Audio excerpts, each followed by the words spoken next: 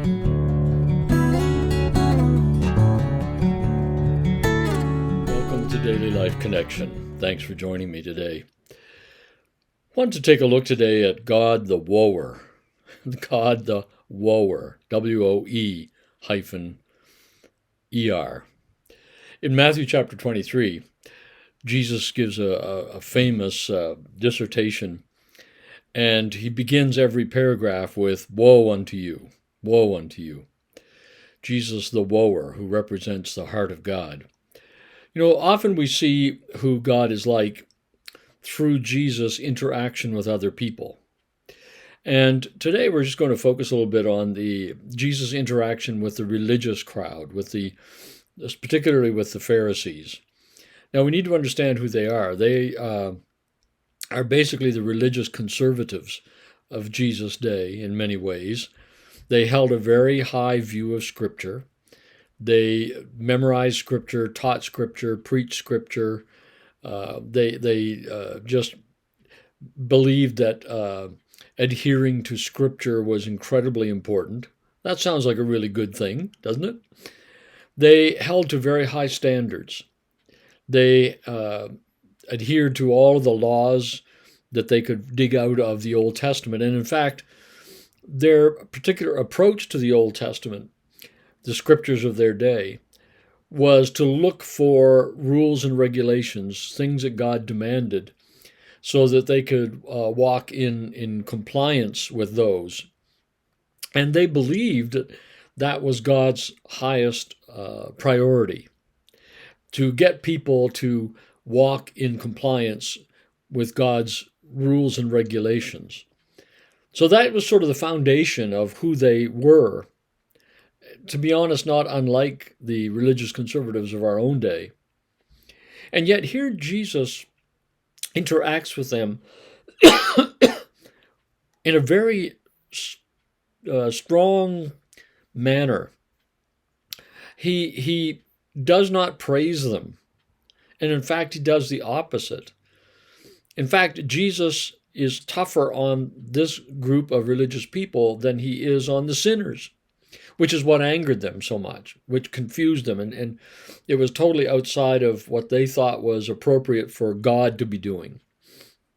So here we have these people who uphold scriptures and uphold standards, and they really believed that calling out sin and calling people to walk in compliance with God's commands was their highest calling. It was God's priority for them. If they could somehow get people to adhere to those things, it would transform the culture and the society, and God would be pleased and he would break in on them.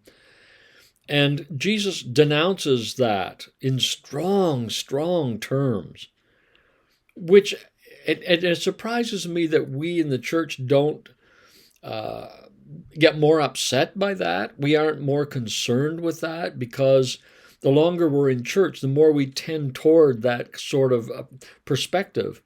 God, the performance-oriented God who is more concerned about behavior than anything else. And so, constantly Jesus is calling them out over and over and over again, but particularly in Matthew chapter 23. And that just reveals to me the very heart of God in a very profound way about the place of religion, the place of conservative religion.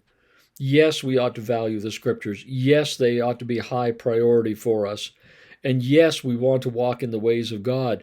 But if that's our focus, Jesus said, you're missing the whole point. In fact, he said to them, you are not entering the kingdom of heaven, and your emphasis on those things as being God's highest priority is keeping others out as well. I mean, that's shocking. That's it ought to rattle our cages, because it's so easy to slip over into that way of thinking, isn't it? And so I just want to share this today with us, that God, the woer, God says, and that word woe, when he said woe unto you, what he was really saying was how sad it is for you.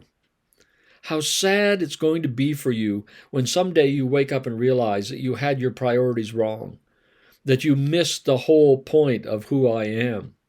That point simply being heart, love. I mean, he couldn't have said it much more clearly, could he? In the book of Deuteronomy, here he said that your great commandment is love God with all your heart, soul, mind, and strength. Be in a loving relationship with God.